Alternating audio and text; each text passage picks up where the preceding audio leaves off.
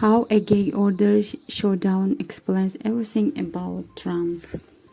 Prosecutor Chris Conroy captures the quintessential Donald Trump in a single sentence at the ex-president's hush money trial on Tuesday. He knows what he's not allowed to do, and he does it anyway.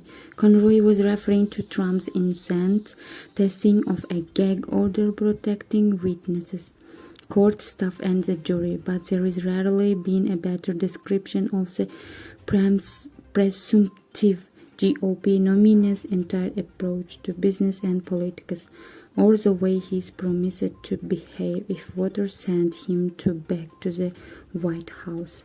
The New York lawyer coined his phrase during a tense hearing on whether Trump violated the terms of the gag order in social media blasts, reposts and comments claiming the jury was full of biased libraries and targeting to potential key witnesses.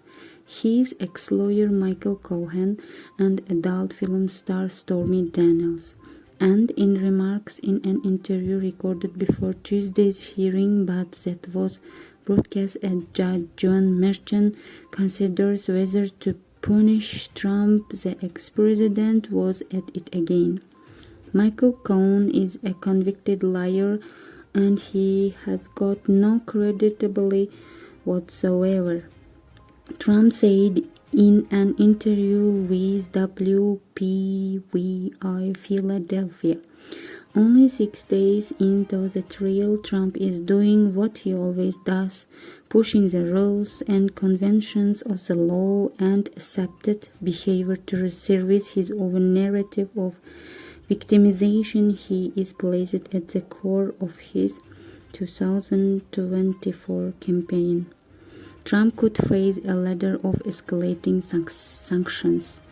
Prosecutors now want Merchan to fine Trump $1,000 for each of 10 alleged violations of the gag order and to warn that imprisonment could be an option if he continues to flout restrictions. CNN's John Miller reported Tuesday that the Secret Service court officers and the New York City Department of Corrections have quietly consulted on what to do if Trump ends up being jailed for contempt of court. That remedy remains a distant one for now, but any eventual step in that direction cannot be ruled out since no judge can allow a defendant to mock his authority in what it is in essence a show of contempt for the rule of law.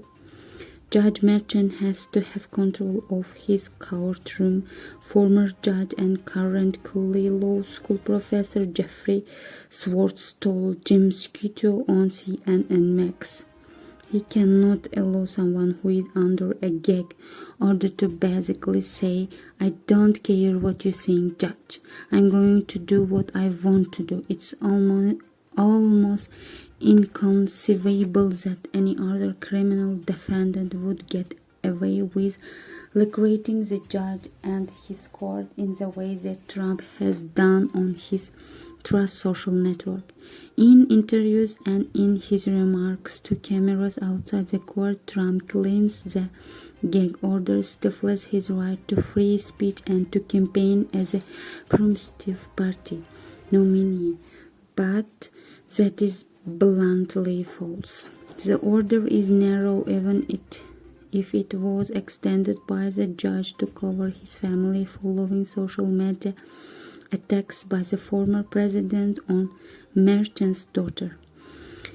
On Tuesday, Merchan grew visibly frustrated with Trump's lawyers when they insisted that their client was trying hard to comply with the order without offering any evidence.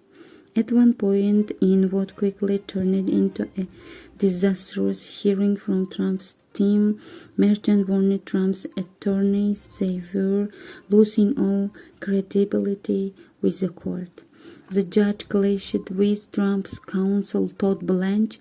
"Merchan is a pretty cool character. He doesn't get easily riled up," she told CNN's Erin Burnett. They were going at it.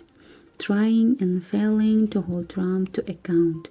Merchant, like most judges, may not be used to such affronts, but he is the latest in a long line of judges, public officials, political aides, and business associates, not to mention U.S. laws and the Constitution, to try to constrain the former president. And while a dispute over one partial gag order might seem like a small wrinkle in an individual case, it conveys a wider trust about Trump's impact on American life.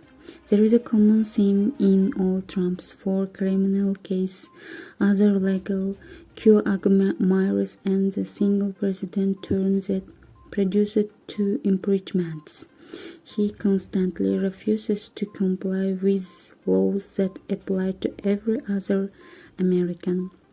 But Trump constantly infringes this bedrock value that is the pillar of the legal system, and he will do so in the most audacious of ways on the biggest stage later this week, when the U.S. Supreme Court hears his sweeping claim that ex-presidents are immune from prosecution for acts they committed in office. The argument is an attempt to derail Special Counsel Jack Smith's stalled federal election interference case against Trump.